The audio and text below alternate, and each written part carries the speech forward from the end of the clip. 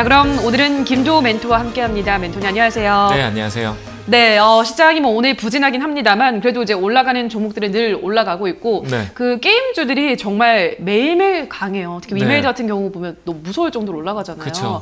요즘에 그 게임사들이랑 가상자산 거래소들이 이제 협업하는 경우도 늘고 있어서 메타버스 블록체인 엮이기만 하면 다 올라가는 것 같은데 이 흐름이 당분간 더 이어질까요? 어떻게 보세요? 그 게임주를 이제 중국 제가 저번에도 얘기 드렸지만 그 뭐 중국하고 연관성이 아니라 이제 하나의 시장성 뭐 페이스북도 이름을 바꿨잖아요. 메타라고 바꾼다라고 하는 것 자체가 앞으로 메타버스 시장이랑 그리고 NFT 쪽 관련된 부분에서는 게임 시장을 계속 주도할 수 있을 거다. 게임주가 조금 약간 시장의 주인공이 될 수도 있는 흐름이 갈 수 있어서 그래서 게임 업체들도 그쪽으로 많이 시장성을 좀 바꾸고 있는 것 같습니다. 그래서 게임주에 대한 흐름 자체는 지금 위메이드 같은 경우는 이전부터 계속 연관성을 계속 두고 계속 얘기를 했던 부분과 실적이 또 같이 병행돼서 올라가는 거라고 보여지고요.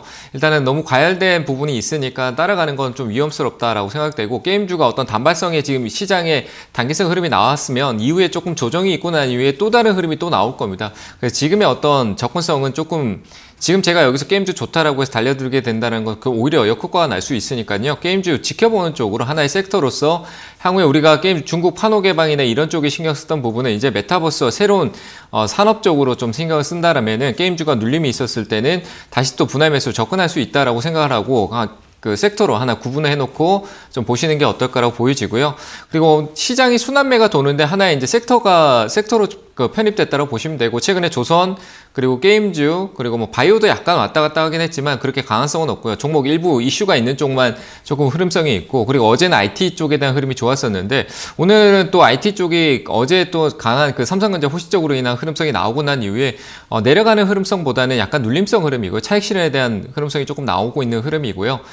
수급적인 문제밖에 없습니다. 요인이 있는 거지 큰 시장에 문제성이 있다라고 보기는 어렵다고 판단됩니다.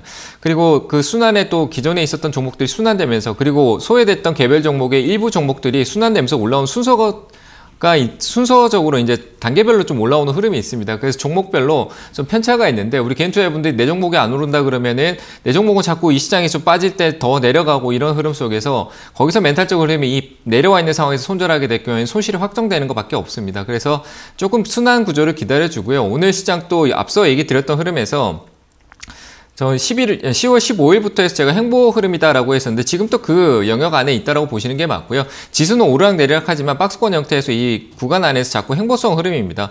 여기서 이탈해서 좀 내려갈 수도 있겠지만 시장 자체는 또 개별 장세 속에서 또 오름세가 있고요. 또 우리나라 증시도 실적에 상당히 예민한 장세를 보이고 있기 때문에 이 실적에 따라서 편중은 있지만 실적이 나쁘다라고 해서 뭐 적자가 아니고 계속 지속 적자성이 아니다라고 하면은 단발성으로 좀 내려가고 또 흐름성을 조율했다가 다음 시즌 뭐 4분기나 내년 시즌의 기대감으로 다시 반등을 줄 수 있는 요소가 있으니까요.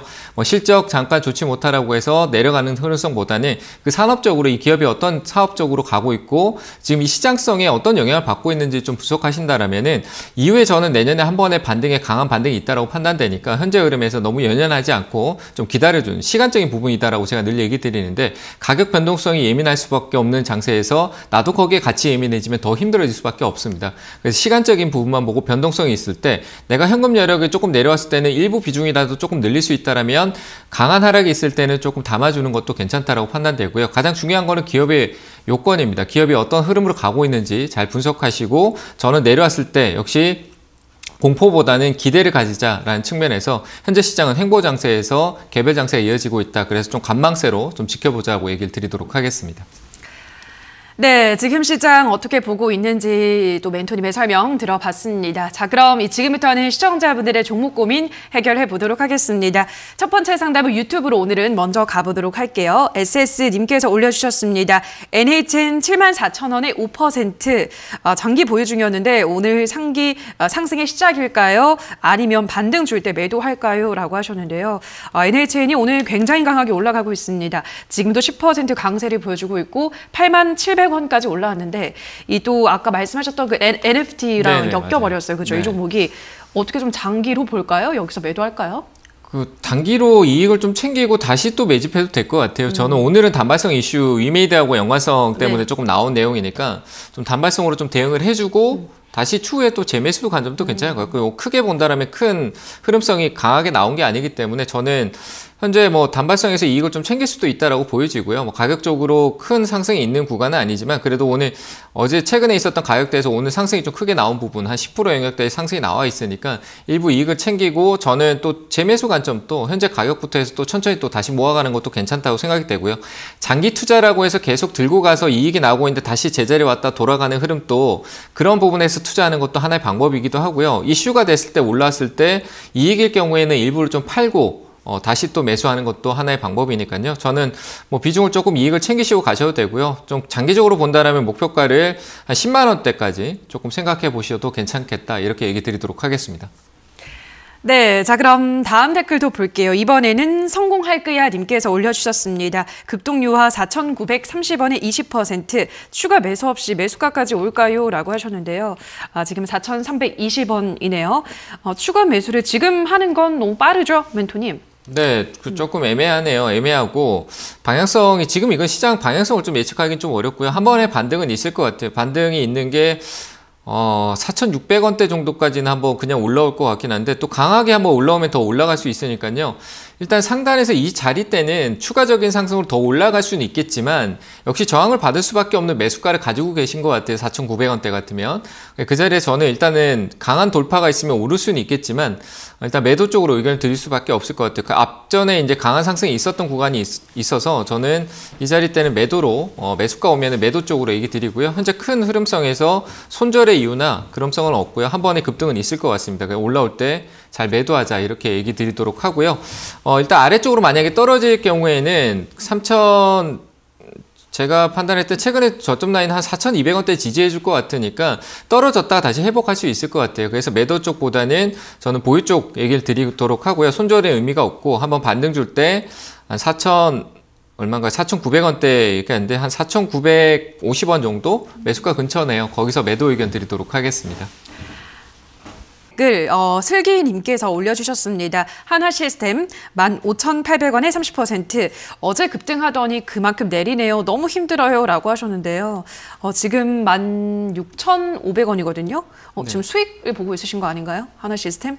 그러네요. 예, 올랐다가 수익이 난 걸 못 파신 것 같은데 그래서 힘드시구나. 이거는 매수 관점을 보지 않고 대응 얘기를 드려야 될 것 같아요. 그냥 제 기준에는 충분히 좀 올라왔고 흐름성이 한번 조정이 있을 것 같아요. 그냥 이거는 지금 들어가는 관점에서 봤었을 때도 저는 한 13,000원대 정도 와야 한번 체크를 해볼 수 있는 가장 기본적인 흐름에서 조금 되돌림이 있어야 되는 흐름일 것 같아서 저는 이거는 뭐 올라갈 수도 있는 거는 저는 모르겠습니다. 현재 박스권 상단 다시 돌아갈 수도 있겠지만 저는 현재 손실이 아니기 때문에 지금 자리는 현금화하고 지켜보는 게 낫겠다. 30%가 지금 내려가면은 손실폭이 좀 커질 수 있다고 판단되니까요. 현재가 매도 의견 드리도록 하겠습니다.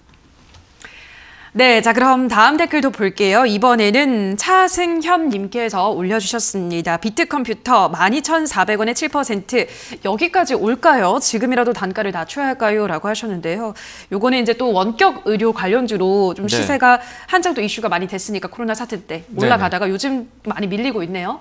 지금 단가 낮출까요, 멘토님? 아니요. 단가를 낮추는 거 조금 더 낮아야 될 것 같고요. 일단 흐름성 이슈가 워낙 크게 됐었으니까 조금 시간이 걸릴 거라는 부분이 있을 텐데 내용적으로는 나쁘지 않아요. 저는 그 헬스케어 쪽이라든지 비대면 원격 진료라는 이 부분이 코로나가 아니어도 앞으로는 진행돼야 될 정책적으로도 진행될 부분이라고 생각을 하기 때문에 뭐 기업 실적에 대한 부분들은 그 유지성으로 조금 나오고 있는 친구 어느 정도 계속 유지가 되니까요. 가격적으로 전 7,000원 중반대 아래쪽으로 떨어진다면 한 번 더 추가적인 하락이 있다라면은 거기서 매수 관점을 조금 더 늘리셔도 될 것 같다라고 생각이 되고요. 비중이 크지 않으니까 늘려서 한 9,700원대로 평단가 아래를 좀 낮춰놓으면은 걱정 안 하셔도 될 것 같아요. 9,500원 아래쪽으로.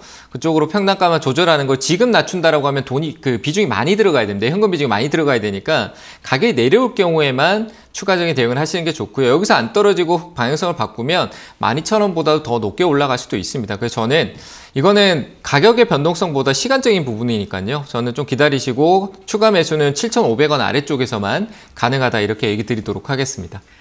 네, 자 그럼 또 다음 댓글도 볼게요. 이번에는 KKABL 차님께서 올려주셨습니다. 레이언스 16,100원에 10% 본전까지 올까요? 추매해서 단가를 낮춰야 될지 고민입니다. 라고 하셨는데요. 자, 이것도 좀 답답하네요. 요즘 흐름은. 한동안 잘 가긴 했는데 상반기에는 이 종목은 어떤 전략이 필요할까요? 좀 거래가 적긴 한데 흐름성은 조금 한번 나올 것 같고요. 좀 떨어지더라도 다시 올라올 것 같아요. 다시 올라오는 게 한 15,000원 정도까지 올라올 수 있으니까 내려가면 추가 매수를 일부 조금 해주는 것도 괜찮을 것 같아요. 저는 이 기업 같은 경우도 한 12,000원대 초반 밑으로 떨어지면은 항상 얘기 드리지만 급하게 살 이유가 없습니다. 떨어지면은 그거를 점진적으로 모아가도 충분히 그 시간적인 부분에 내가 더 싼 가격에 조금씩 늘려갈 수 있다는 얘기예요. 그래서 12,000원 초반대 아래쪽으로 왔을 때는 비중을 늘리셔가지고 한 14,000원 쪽 아래쪽으로만 가격을 떨어뜨려놔도 이익 구조로 만들 수 있으니까요. 추가 매수는 12,000원 초반대 가능 의견 드리고 목표가는 가격 단가 조절이 된다라면은 14,000원이고 아니다라고 하면은 매수가 왔었을 때 일단은 현금화 쪽 얘기 드리도록 하겠습니다.